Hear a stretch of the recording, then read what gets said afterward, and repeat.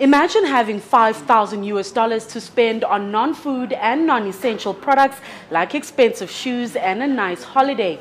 Well, according to McKinsey, this will be possible for 128 million African households in just 6 years. But to achieve this, inclusive growth is needed.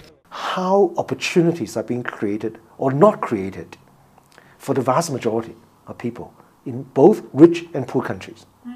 That's really the meaning of inclusive growth. To what extent we have a chance to be included in this big economic pie that is expanding in front of our very eyes. Urbanization is often confused with improved quality of life. But McKinsey finds that at least 72% of Africans in cities live in slums. They survive on between $2 and $4 a day with no money for non-essentials. Economists say Africa's record of inclusive growth is not good. So much of the growth in the last 2 decades has been driven by the resource sector.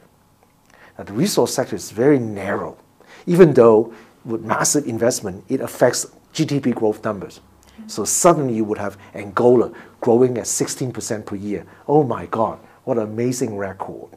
But that 16% came from investment in this very narrow oil and gas sector, creating very few jobs, with the benefit of the output of this sector captured by a very small group of people. McKinsey says governments across the continent are attempting to diversify. The consultants add that growth will continue to improve by promoting peace and stability, improved macroeconomic policies, the privatization of state-owned enterprises, and the reduction of trade barriers and corporate tax. More and more economic reports seem to point out Africa's economic growth story. But in order for household incomes to increase to the levels projected by McKinsey, the continent still has a long way to go to develop its infrastructure, but most importantly, its human capital. Dozo Kumalo, Johannesburg. Know more. ENCA.com